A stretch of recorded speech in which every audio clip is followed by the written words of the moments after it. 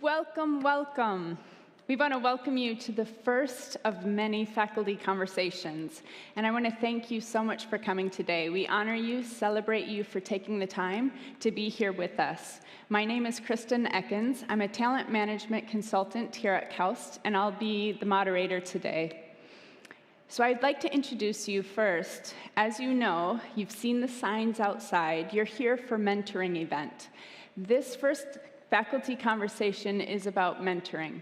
And we have some esteemed colleagues here of yours that I'd like to introduce you to that you all know very well already. But they're coming here today to share some very personal stories. And you may not have heard this from them before. So let me introduce you. As you know, Larry Karen, our current provost, who came to us just this past February, and then also Professor Thomas Antopoulos, and he came to us about 6 years ago. So they're both willing to share, as distinguished professors here and working with us, share some of their own personal stories around mentoring. So today, I'd like to first think about what is mentoring. And to hear about that, I'll hand it over to Larry in just a moment, but I want you to understand what we're going to talk about today. So we have 1 hour, and during this 1 hour, we're going to dig in deep to better understand why is mentoring important? Why is it important to KAUST right now in this moment? And then we'll take a look at and have discussions together. We'll hear from both Thomas and from Larry in their own examples, and then go into a discussion. There will be time for a question and answer. And so we will also describe, here are some of the key things that you should know about a mentoring program that is launching here at KAUST for you. So we're excited to bring this to you, to launch this event today, and I welcome you. Let's give a round of applause to our panelists. Larry, would you please come and join us on stage and let us know why this is important to us today? All right. Thank you so much, Kristen, and welcome, everybody, and thank you so much for coming. So what I'd like to do is talk about mentoring, but also to talk about more broadly what we're trying to do. So the faculty conversations, we're going to have several of these during this semester, and I hope it goes well, and we'll continue with that. So the first question is, where you might be asking, is why we're doing this. So I don't believe this has been done at KAUST before. So as Kristen said, I've been as you know, at KAUST for about 8 months. And the first thing that I did when I joined KAUST was to meet with all of the faculty. And I've met with all of you, mostly on Zoom, although many of you I've gotten to meet in person. And so first of all, you know, the reason I'm here in the first place at KAUST is because the quality of the faculty. And I knew about that before I arrived. But talking to you, I got the sense that there was a need at KAUST to put the faculty more centrally within the institution. And now this is actually obvious in many ways, right? A university is nothing more than its faculty. KAUST has tremendous facilities, but the most important thing to KAUST is its faculty. And so what I've been trying to do is come up with ways to put the faculty of KAUST in the heart of the institution. And trying to do this in many ways. We appointed 2 vice provosts, Susanna Nunez and Osmond Bacher, who are working closely with me. And it's important that they are regular faculty, but also very much involved in the administrative process. But in addition, I recognized, and many of you told me, that there was a need for constituting a faculty development program to try to develop our faculty and to enhance professionalism and just lifelong career development. And so this then brought me to this idea of faculty conversations. And the faculty actually the faculty conversations comes in two ways. It is led by faculty. The subjects that we are pursuing were constituted through discussions with faculty, and of course, it is directed to you, the faculty. And so this semester, 3 faculty have partnered with me to constitute this semester's faculty conversation. So Thomas Anthopoulos, who thankfully is going to be leading today on mentoring, is one, and then Carlos Santamarina and Matt McCabe. And each of them is going to focus on an aspect of faculty development that they find to be very important. We're going to talk about leadership later in the semester, and also about reinvention, faculty reinvention over a long career. Today, we're going to talk about mentoring. And I'm really pleased to see both young faces and also more senior faculty. I really appreciate the senior faculty coming today. And that's because we're trying to develop a mentoring program in which our senior faculty will provide mentoring to some of our more junior faculty. I have been told by our assistant professors that there is a desperate need for this, and we haven't really had this at KAUST. So anyway, thank you for the senior faculty for attending and participating. Now, what we're going to focus on today is mentoring and the importance of mentoring to faculty development. Thomas and myself will talk a little bit about our experiences in both being a mentee and a mentor. In addition, for the senior faculty, so we're going to hopefully work with you to help you be mentors for junior faculty. But in addition, we're going to constitute a new coaching program whereby any senior faculty who wishes can get a coach, a professional coach, a life coach, if you will, to help you on your journey. So the point is that this program is for everybody. It is for the junior faculty to be mentored by more senior faculty, and if you desire, the senior faculty will be given a coach, professional coach, paid for by KAUST, and I think this is a very nice thing. So again, thank you for attending. So I'm going to sit down, and Kristen is going to lead us. The key thing I just want to emphasize is that today is about mentoring, but the overarching goal is to try to place the faculty in the heart of the institution and to try to, working with faculty, pursue issues, challenges together in a conversation to make KAUST just a better place to be a faculty member. That's the goal. So anyway, thank you. So I'll talk just a little bit about mentoring and what it is and some of the leading practices that I've seen. I've worked around the world with companies and institutions who have put mentoring programs in place. I'm also a certified high-performance coach, and so through that better understanding of why is mentoring important. And Larry talked about why it's important here at KAUST, but the how is what I found is so critically important for companies. How they actually roll it out, how faculty, how individuals get engaged in the program. This is what I want to show. A few words, may look a little wordy to you, but I want to show you some key points.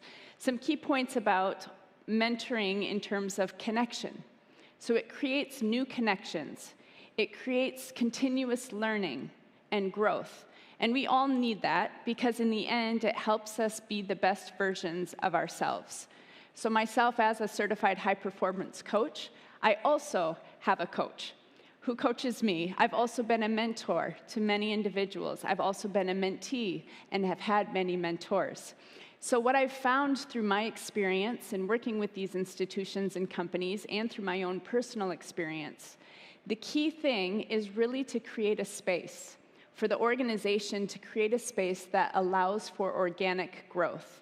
That's a key part. It's not a forced partnership.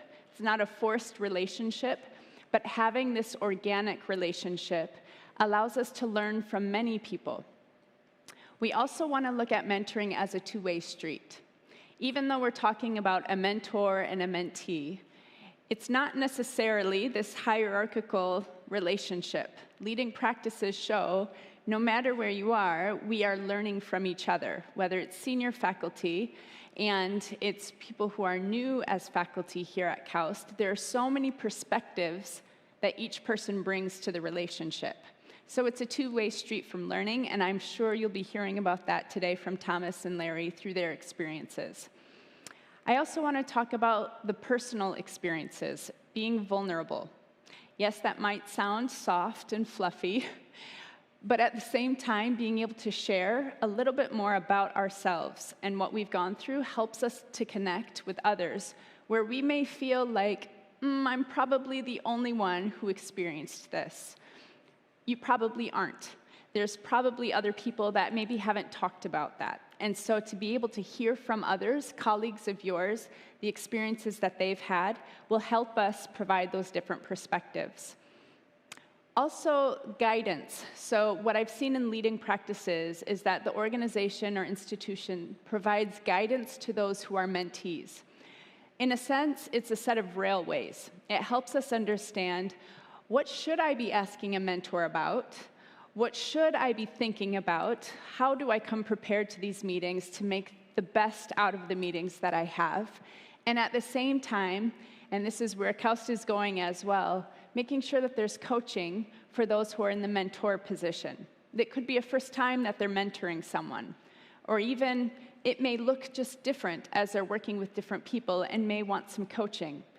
So as I talked about before, these mentorship programs really help organizations adapt. They help us refine ourselves and grow in a way, individually and as an organization. So this is why mentoring is so important, and the details of how, Larry will explain to us in a little while. But first, I'd like to jump in, and I'm excited, probably the most excited about this part. I had an opportunity to interview both Larry and Thomas beforehand. I had an opportunity to hear some of their own personal examples and stories about how they have approached mentoring and how it has impacted them in their journeys. So I'm most excited to have you hear from them about their own stories. So we'll go back, and we'll start with Thomas. So Thomas, if you don't mind, we'll start, and I'll ask you just a few questions, and please do go ahead and share your personal examples with us. The first one, how would you describe mentoring? Just help us understand from your perspective what mentoring is. Thank you, Christine. First of all, I would like to say it's great to be in a live event, finally. And I think it's even more important for KAUST to bring faculty together and create an easier interaction where we can convey important messages. And one of these messages is today about mentorship. So when first time Larry asked me about it, I thought I got into trouble. But then I couldn't say no. And then it got more interesting, and I know the value of having a mentor and being able to access important advice during our careers, not only our careers, but also personal lives. This is why I decided to become part of this exercise, and I think it will be a very good one for KAUST. So how I describe mentorship? Let's start from the term mentor, which is very intimidating to me and is always something that is very difficult to overcome. It implies someone in a position of power and someone, the mentee, not in that position. But in reality, built on my personal experience, that relationship cannot be other than a friendly relationship, a relationship that you don't have to worry about this. But the term is actually very difficult to overcome initially. I remember coming across the term when I was quite young, and I couldn't understand exactly what the role of a mentor would be. I thought it was somebody who will tell me what to do. But that's absolutely not the case. So, when I had the opportunity to reflect myself exactly what mentorship meant to me, then I realized the importance of it. And one of these key elements was that all this important information interaction I had in my life and my career actually happened under very friendly type of environment between essentially colleagues that I was lucky enough to have the chance of sharing some of my worries and my thoughts at the time. And this led to critical moments that completely changed my personal career, but also life. Because someone giving you a good advice, it makes you take a very good, probably decision or more informed decision. That decision may be a place where you apply for a job. That place may be the place where you meet your wife or your husband.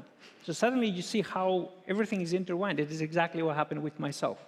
So this professional advice actually became my life today. And that's a very important thing. So this is what mentorship meant to me and what was the impact in my personal life and professional life, of course. Yeah.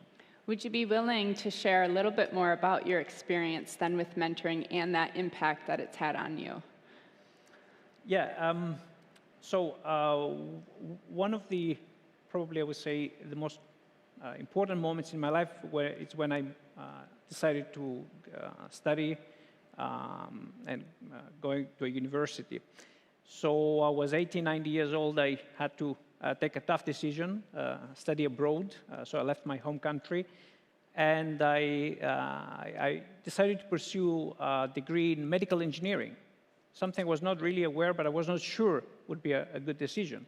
And during the first year, one of my professors who was teaching electronics, analog and electronics to be precise. It was a topic I was very good at because I really enjoyed it. And he saw something in me and thought that even though I was a first-year student, he approached me after a few classes and said, you know, in maybe 3 years when you're about to graduate, you should come and talk to me. And perhaps you should pursue a PhD because I think you'll be good at it. I said, oh, thank you very much for the advice. If you only knew that I didn't know what PhD stands for. So I was like, right, I don't know what that is. That sounds interesting. Then, of course, 3 years later, I went and talked to him, and he offered me the position of a PhD. And it was a very uncertain times because you don't really know what you're going to do in your life.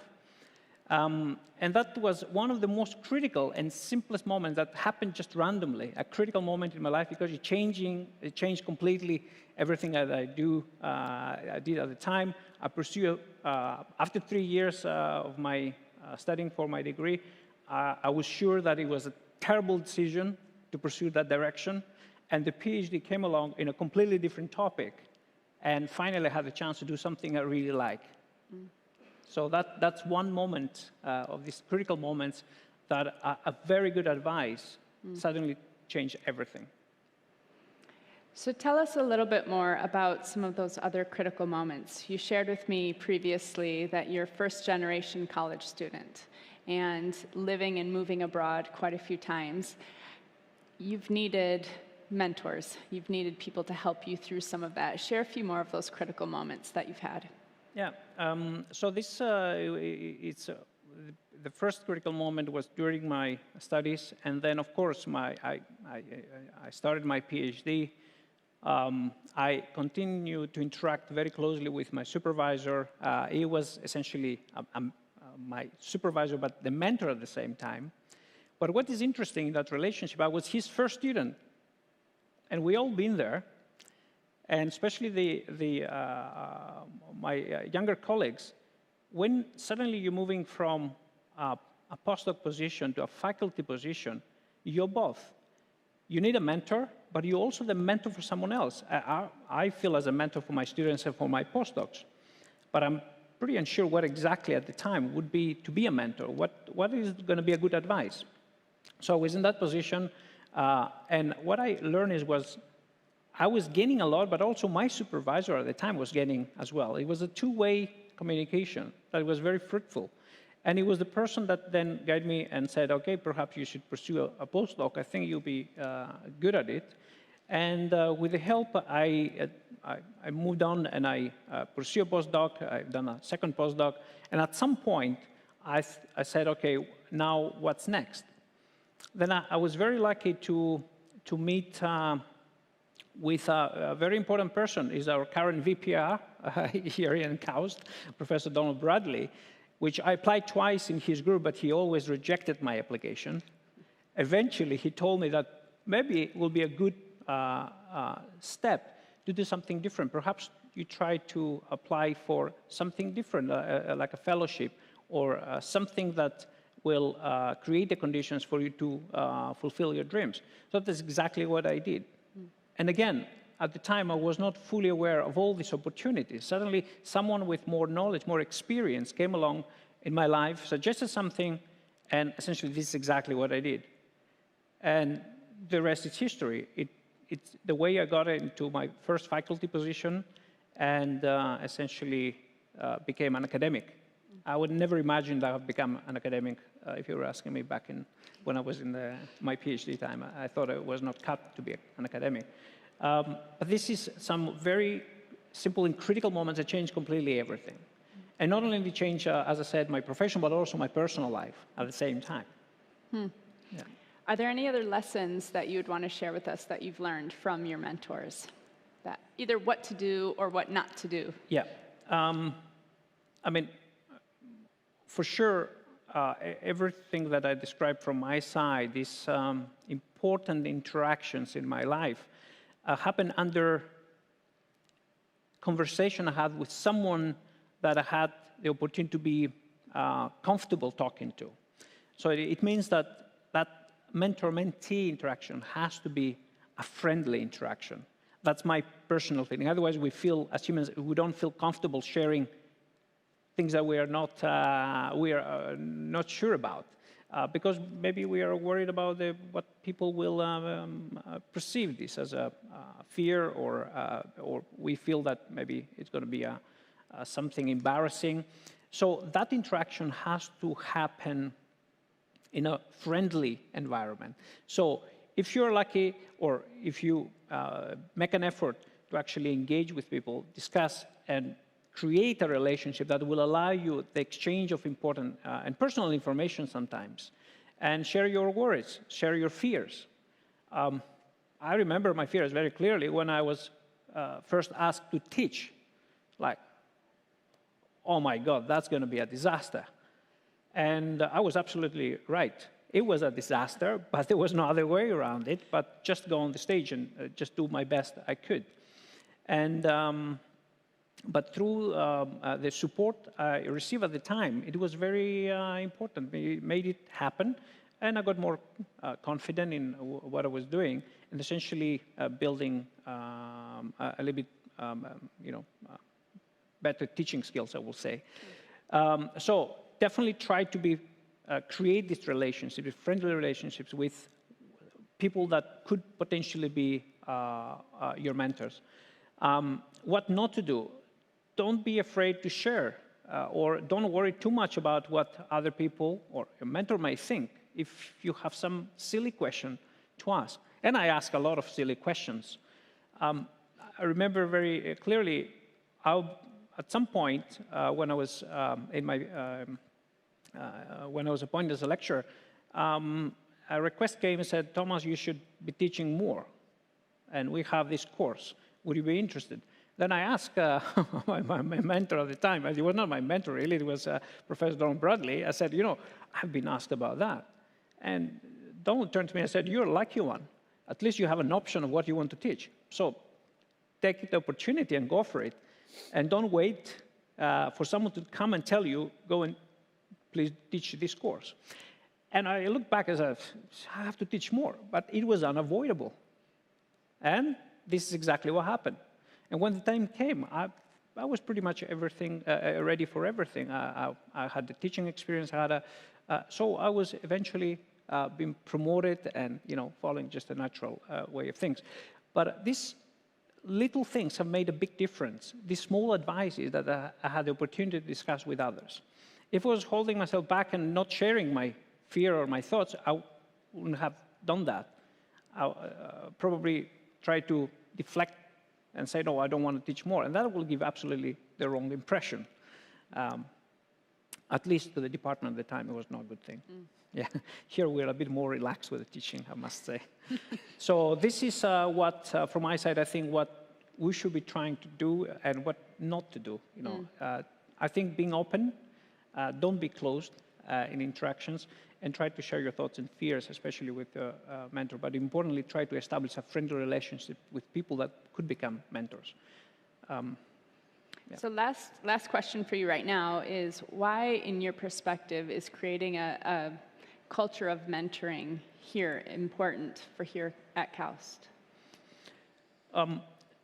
This is a very good question, and it's actually one of the questions that led us to this event. My first observation here is that I saw a lack of the ability for junior faculty to interact with more senior faculty and establish potentially a mentor-mentee relationship. And this is also the case for the postdocs. This is, I think, a program that could well extend to postdocs. Postdoc doesn't mean that the mentor is the supervisor. I don't believe in that. And I think perhaps having more people involved that could potentially advise even postdocs will be a good thing. So when we had essentially the chance of when I joined KAUST, and I felt that there was a lack of this a framework or a culture, if you like. And it's not surprising because it's a new place. KAUST is a new place. Mentorship perhaps was not a priority for all these previous years, but I think it's something urgent and needs to be established as soon as possible. But the university cannot enforce the mentorship from top down. But what a university and KAUST can do to create a framework, the conditions that this relation will be enabled and promoted and supported. And I think this is hopefully the outcome of these events. Kickstart the conversation, and especially for the young junior faculty, which are, I think, always the most vulnerable because you're getting into something you're not fully aware of what it is all about. And being able to exchange ideas, thoughts, fears, whatever this might be, it will be a great thing. So creating a framework and the conditions to foster such interactions will be, I think, the ultimate scope for this program, in my view. That's great. Thank you for sharing your personal stories as well. Appreciate it, Thomas. Thank you, Kristen. So Larry, maybe I'll ask you the same question, if you're okay, as we just talked about that in terms of why is creating a culture, in your perspective, creating a culture of mentoring important here? So first of all, I want to thank Thomas. So so as I said, I met with everybody, all the faculty, and Thomas and I talked about many things, and we talked about this, that we needed a framework to create a nurturing environment for our faculty to grow at all levels. And that was, the need for it was not something that I was thrilled to hear, but not that surprising. But the fact that Thomas believed in it and was willing to help was music to my ears. So I would just, kind of echo what Thomas said. KAUST is a very, very unique place. I would say it is a really, really great place to be a faculty member in the sense that the resources of KAUST are exceptional, extraordinary. One of the challenges, particularly for our young faculty, is this may be the first institution you've ever been at. And in some sense, you may not even fully appreciate what KAUST can provide relative to going elsewhere where you have to struggle for years to maybe win a small grant. So I think this is something very important for KAUST. But more broadly, the faculty conversations, we're going to talk about mentorship. We are talking about mentorship today. But more broadly, I feel that we need to constitute a community that cares about each other, that nurtures each other, that has a sense of community. And these faculty conversations are really about that. And just as I listened to Thomas speak quite eloquently about this, I think for us, I'm a faculty member too, to listen to Thomas, you start to feel like, well, you're part of a broader community. And so the mentoring program is a key component of it. But more broadly, I want to create an environment where faculty feel good about being here and feel part of a community that cares for them and that is going to help them grow as professionals. In our discussions prior to this, you talked about mentoring as a two-way process. Can you tell us a little bit more about that? So, we talked, Thomas and I talked about this, and with you as well, Kristen, particularly, for the senior faculty, and again, I want to thank, I saw many senior faculty here, and I want to thank you for coming. Being a mentor, being a senior faculty, helping a junior person, in a sense, you could say, is giving back to the institution, trying to help others. And you would say it's about giving, right? But actually, it's about much more than that. The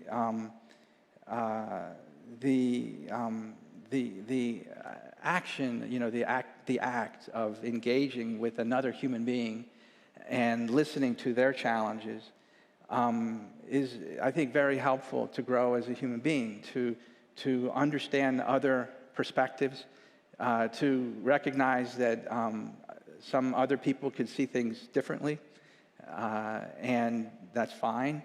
Also to see that they see it the same way, right? You think people are different. Actually, people are more similar than you might think. And so the act of being a mentor, I think, in addition to giving back, and it certainly is that, I think you get a lot out of it as well, personally.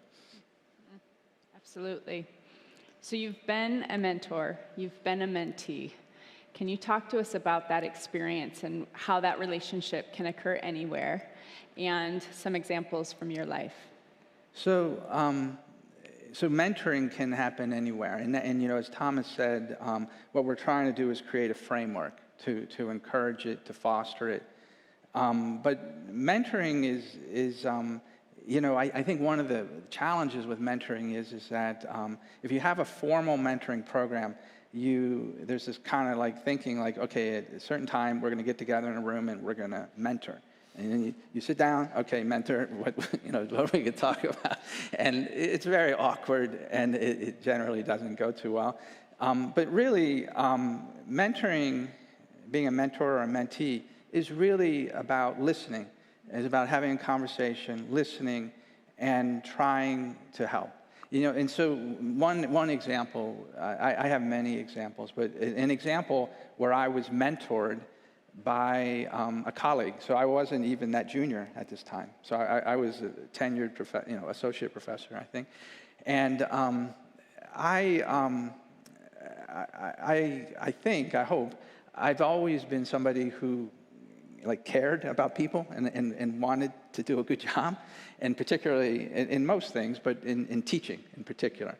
And so I was an associate professor at Duke, and I worked very hard to be a good teacher. I wanted to be a good teacher, and then I looked at the teacher reviews, and there were many people who said he doesn't care about us. He's mean, he's arrogant, all this. I'm like, man, what the heck? I don't think this is me. And so I was explaining this to a colleague who was really a peer, but it was a woman, a faculty member, and I told her what I just told you. And I'm like, how can they hate me, you know, and or at least dislike me? And she asked me a simple question: who's the last person to leave the lecture hall when you lecture? Who's the last person to leave?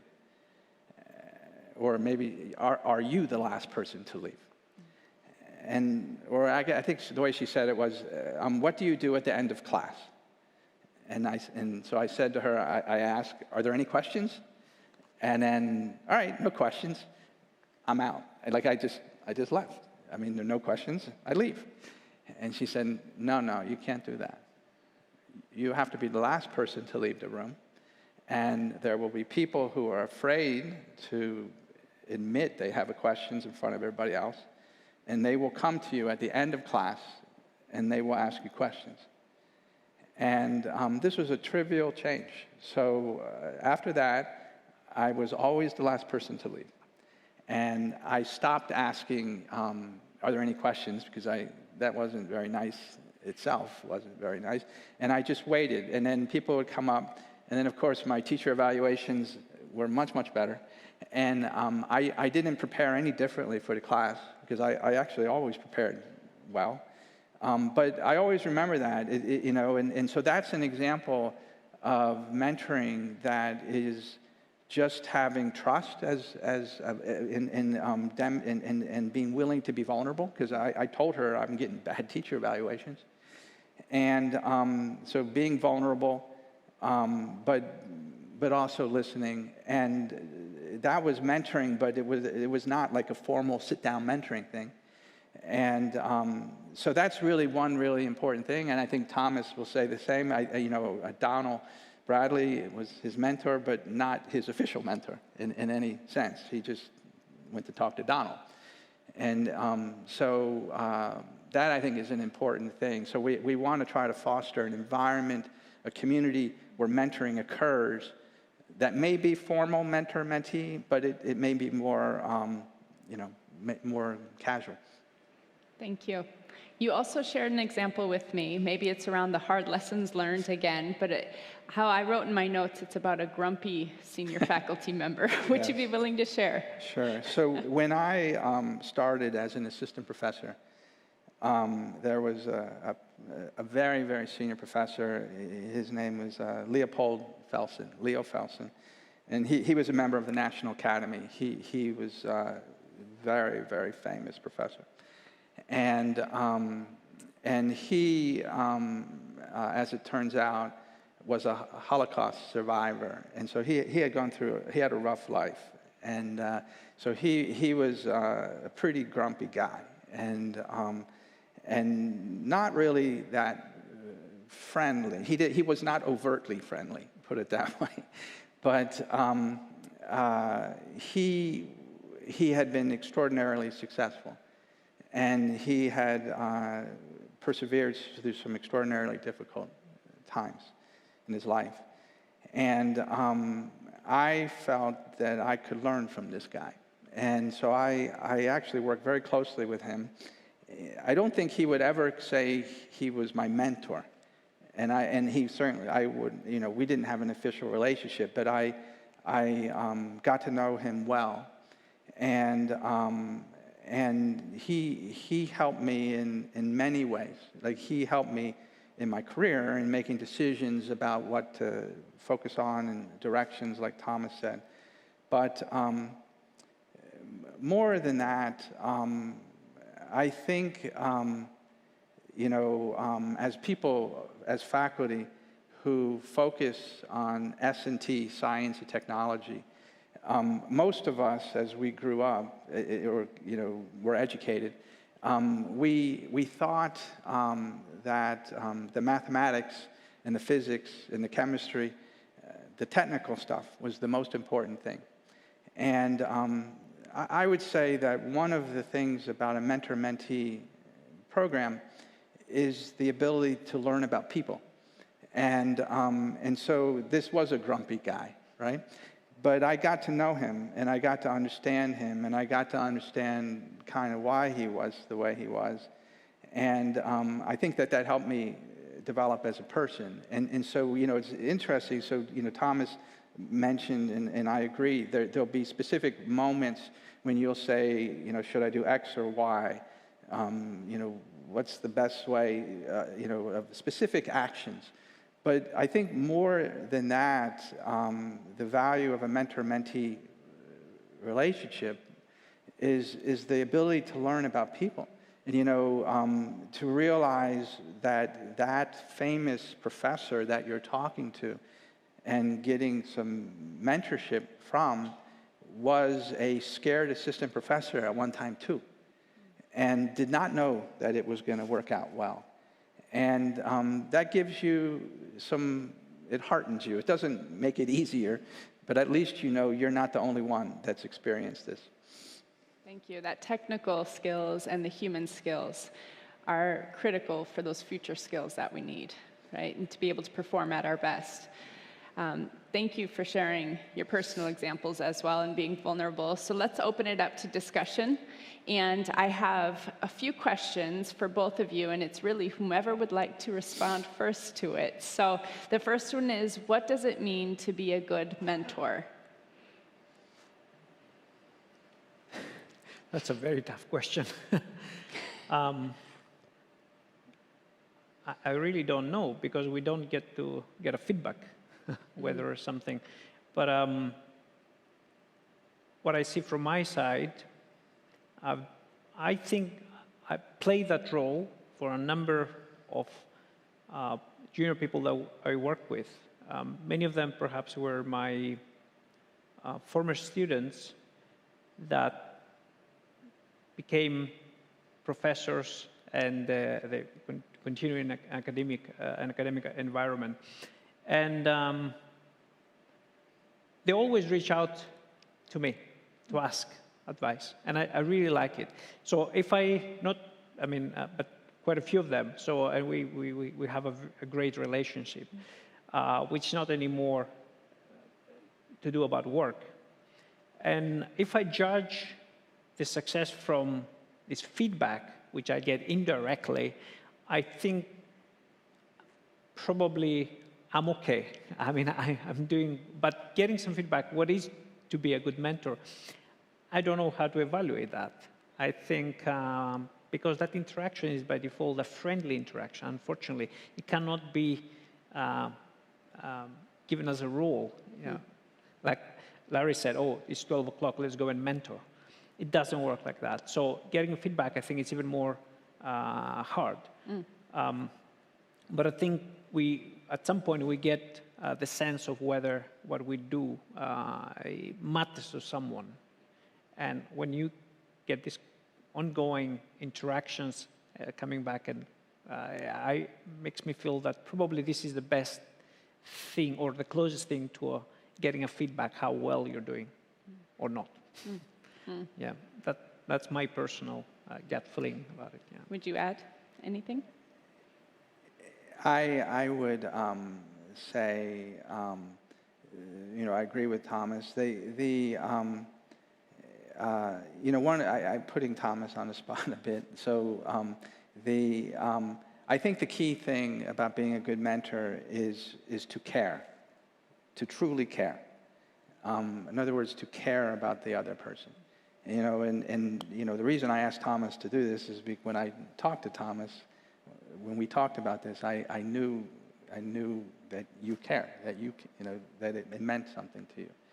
And so this is why mentor-mentee relationships where, we're scheduled from 12 to 12:30, we're going to mentor, and you sit down, and if it is, or at least feels like it is a forced thing, then it won't work. And so I think to be a good mentor is to really care about the other person, and to try to put yourself in their shoes and give advice that you feel is in their best interest.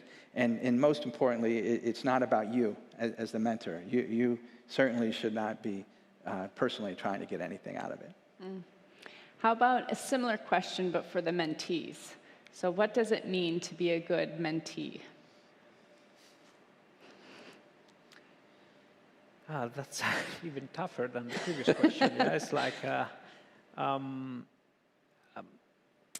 I guess the willingness to engage. So it must be a genuine interaction, and from the mentor to care, but also the mentee to really want to hear, not an advice.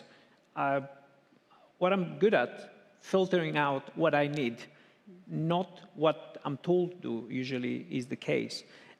But creating that condition so that conversation to occur between a mentor and mentee is the critical moment. And that to occur, you need a mentee that is willing to really engage in such a process, and the mentor to care enough to provide with the best possible, not advice, but a conversation, a constructive discussion.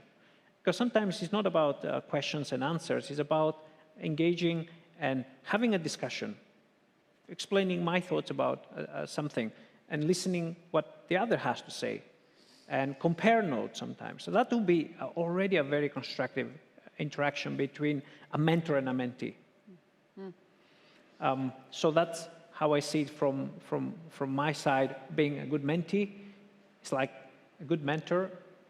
You have to really have a keen interest to engage. Yeah. Anything else to add about good mentee? No, I would two things. I would say that you need to really want to get better. That's really, really important. You have to want to get better. And, you know, from the standpoint, like in my example, my teaching, my first reaction was, these Duke undergraduates are spoiled brats.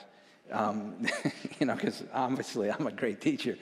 And, but, you know, after that emotion subsided, I was like, okay, I need to get better. And so you need to want to get better, and as a consequence, be vulnerable, and don't be afraid to reveal your fears, your weaknesses, and that's okay, because we all have those.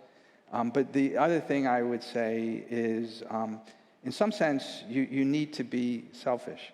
And I know that it doesn't maybe sound so right, but what I mean is that you really want, like there's an individual that you'd like to learn from, and make the effort to learn from them.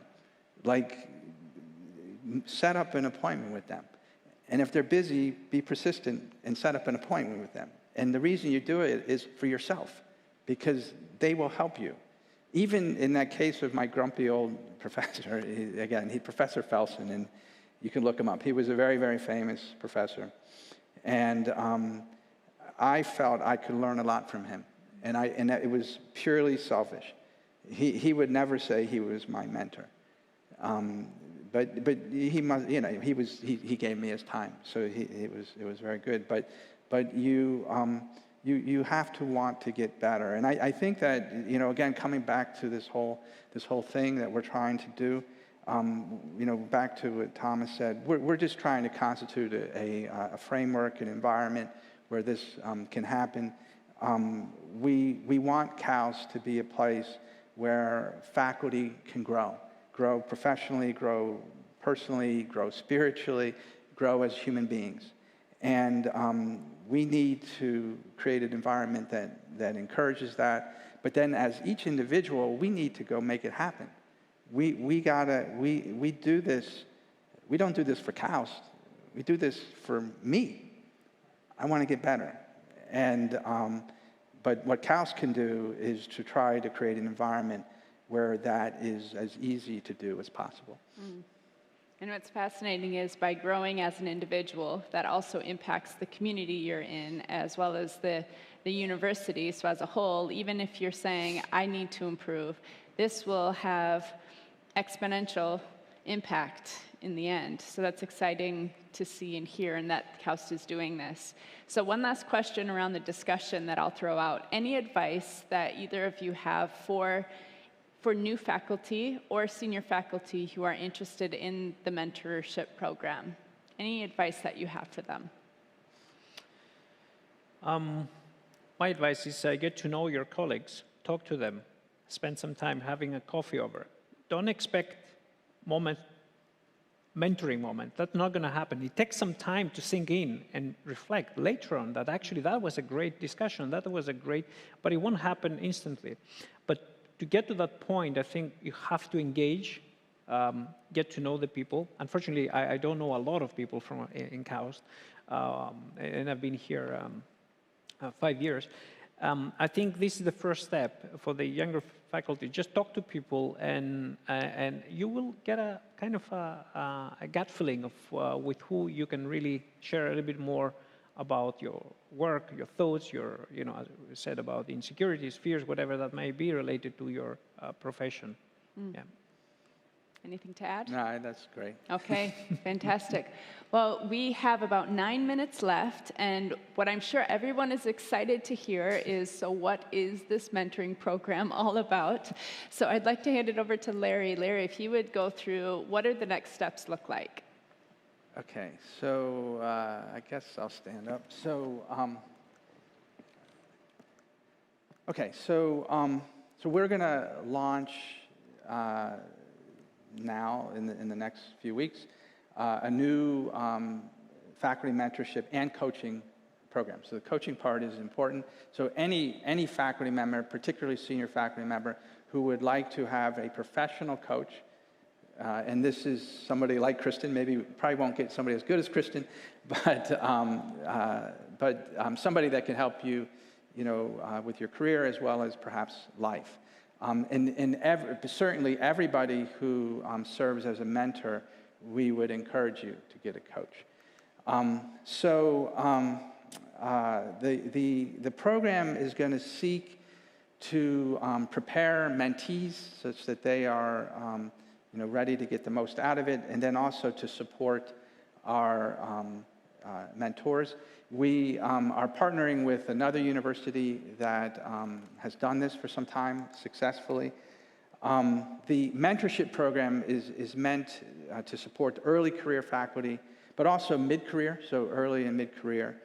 And we would like to, and we're going to constitute a support network. I'll talk a little bit about that. And then, in addition, coaching, particularly for senior faculty. So what all faculty will be hearing from us soon is we'll be sending out a survey, and we are just going to ask faculty, would you like to be a mentor? And I hope a lot of people will raise their hand. This can only work if we do this together, obviously. And I want to, again, underscore, the importance of Thomas and his leadership. This is not about building 16, as it's often said, saying we should have a mentoring program. This is from the faculty. This is from Thomas, saying that we need to do more faculty development at KAUST. And so we're going to send out a survey, and we're going to ask would you like to be a mentor? And then also, would you like to be a mentee? And of course, we would expect the mentees would be, of course, anybody could be a mentee, but we would, expect that they would be mostly assistant professors and young associate professors. Every mentor will get a coach if you want one. Okay, and so what we want to know is, through that process, we want to know who is in play, who would like to be a mentor. Now, as we've talked about, a lot of these mentor-mentee relationships are somewhat organic, so we're not going to force it. But if a particular younger person would like help in identifying a mentor, we will let them know who's interested in being a mentor. And we're going to have a series of workshops for the mentors. So everybody that raises their hand to be a mentor, we're going to have a workshop to answer some of the questions that Kristen mentioned, or questions about how one can be a good mentor. And then we're going to have 2 one-hour sessions for all the mentees to prepare them for being mentored. The mentor-mentee meetings are going to be self-scheduled, so we're not going to be matchmaking, and we're not going to be setting up times to meet. We're going to assume that will be done by the individuals. But for some mentees who, for example, might be new to KAUST, or for whatever reason might like some help in identifying a good mentor, we will facilitate that. And then one of the things that I think is interesting is we're going to set up these, what we call pod meetings, where 4 mentor-mentee pairs, so in other words, 8 people, will come together as a pod, as a group, to talk about their experiences and try to learn from each other. So this is timing. We'll send out a note, so don't worry about the details, but we'll be doing this in the next, in October. And we really hope everybody participates. The most important thing that I, or at least an important thing that I would say, is that if we care about the community of KAUST, and if we care that KAUST constitutes an environment that is welcoming, sense of community, sense of support, etc., then the way to constitute that community is by making it happen. And the only way we can make it happen is by participating. And so, I strongly encourage your participation. Your participation is necessary. But of course, it's up to you to decide what's best for you. Now, as I said, this is the last slide. The faculty conversations, the mentoring is a key piece. But more broadly, we're trying to just engage faculty in each other as much as possible. In October, Matt McCabe is going to lead a faculty conversation around a leadership culture. And, what does that even mean, a leadership culture? Particularly, among faculty. It's actually an interesting question. And then Carlos Santamarina is going to, in November, lead a faculty conversation around reinventing yourself. So if we're fortunate enough to be faculty over a 3 or 4 decade career, you're going to have to reinvent yourself if you're going to be productive through that whole period. And so this is something that Carlos cares a lot about, and he'll be leading that in November. And then in during WEP, we're going to have a session led by Professor Mohammed Noor, who's actually a professor at Duke University. He's going to lead a session at WEP, particularly targeted at young faculty, and Thomas mentioned postdocs. So this will be directed at postdocs and young assistant professors, people starting your career. How do you do that? So I think this last slide, am I wrapping? We're actually time for question and answer, right, so we have a few minutes for that. So the one thing I wanted to mention is I love the approach that KAUST is taking, in that it's organic, it creates a condition for mentoring, yet at the same time provides structure so that you can get involved, have the tools that you need to be a great mentor and a great mentee at the same time. So now we have a few minutes, and they've said, Carrie, you've been willing Larry and Thomas to stay a little bit later if you have additional questions past 1:30. We have a microphone here on the side and then one here on this side. If you have questions about mentoring, about the program itself, about maybe even wanting to hear more from their personal examples, I'm sure they will share. So first, before we go into question and answer, I'd like to give a round of applause to our panelists and thank them for sharing. Okay, let's open the floor up then. Anyone have any questions? Feel free to come to the mics so that we can hear you.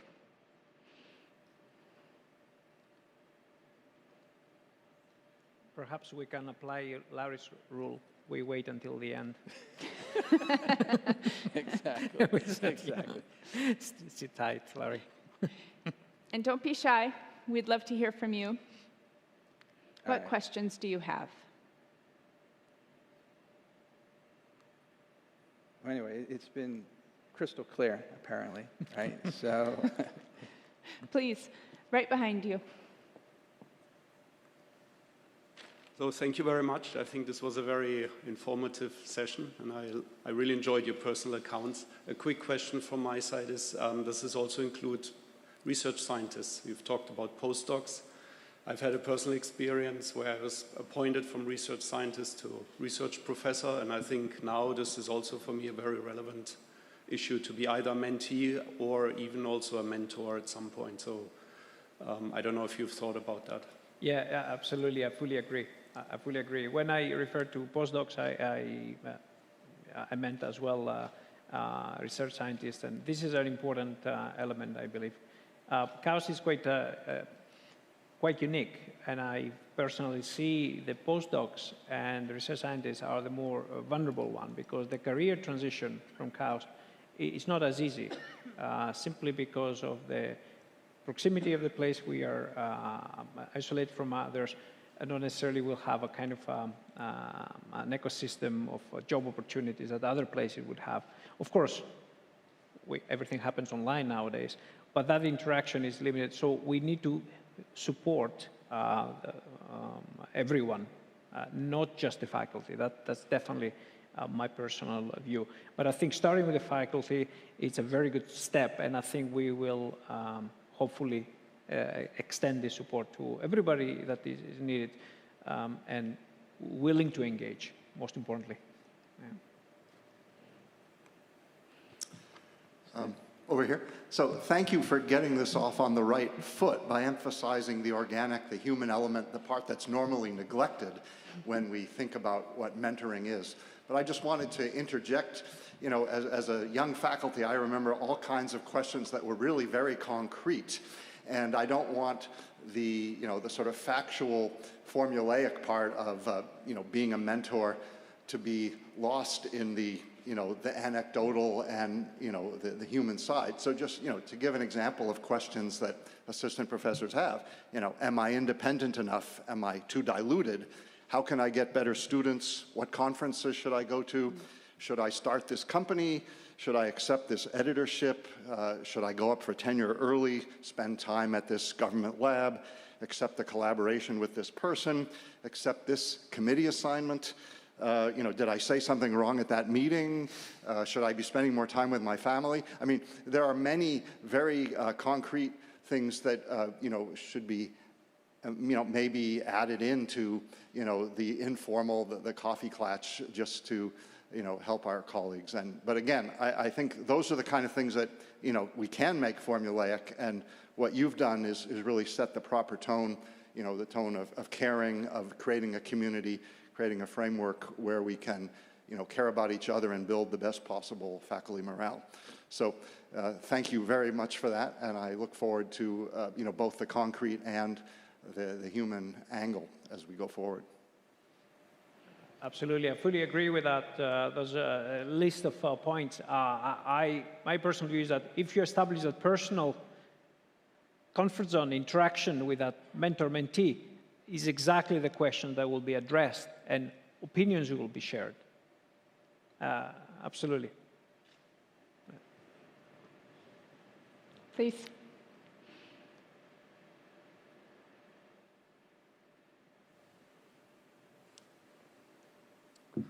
Thank you, Larry, Thomas, for this looks very exciting program.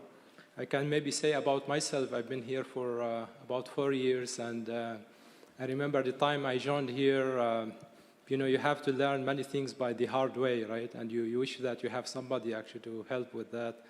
And of course, many thanks to my colleagues who definitely helped. So my question may be a bit technical here in the terms of, do you have an idea how you're going to do the matching between the mentee and the mentors? Does it need to be like technically and sort of homogeneous platform on this? And any ideas to share? Thank you. So you know, we're going to. This is a new thing, right? So it's going to be a bit of an experiment. But what I'll tell you, what we're thinking is the following.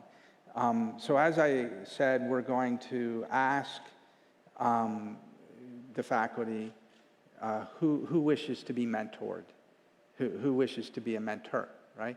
And then particularly for those who wish to be mentored, We'll follow up, and, would you like help with that? Identifying a mentor. And if so, we will know who wishes to be a mentor, and we will try to, make matches, so to speak. But I think it will also happen organically.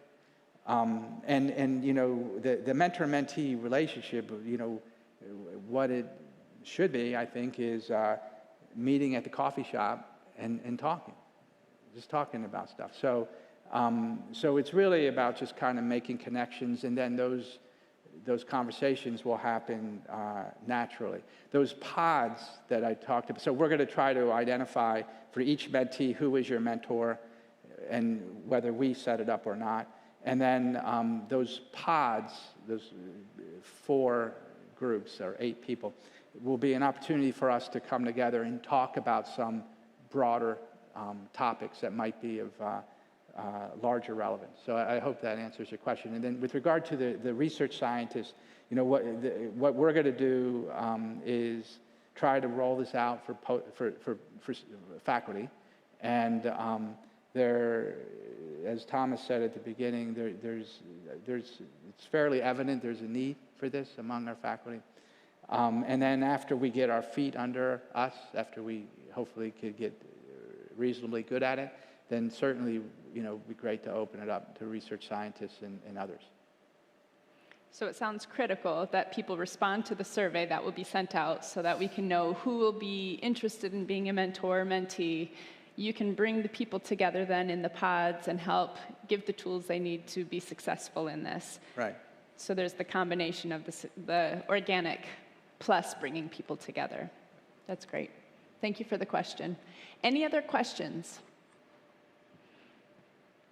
So let me maybe close by first of all thanking Kristen. Really appreciate your leadership on this partnership, and again I want to thank Thomas. This was something that Thomas believed in something that really he helped lead in doing this, and I want to thank all the faculty for coming. I think it's when we're faculty, we always naturally worry about being promoted to assistant to associate to full, maybe getting some chair or whatever. But we're always measuring ourselves based upon our performance, and it's a very much about me, and that's fine. That's the way the system in many ways is set up. But I think that can be lonely, and it can be cold. And so what I hope we can do together, and thank you so much for your participation, is to work together to create an environment that makes Cal special, that because of the community and the environment and the supporting of each other, I think this is critical for the future of KAUST. It's critical because our faculty need to be successful, our faculty need to be happy, our faculty need to feel nurtured, and this is a key component of that. So anyway, thank you so much, and I guess we're done. Yes. All right. Excellent. Thank you. Thank you.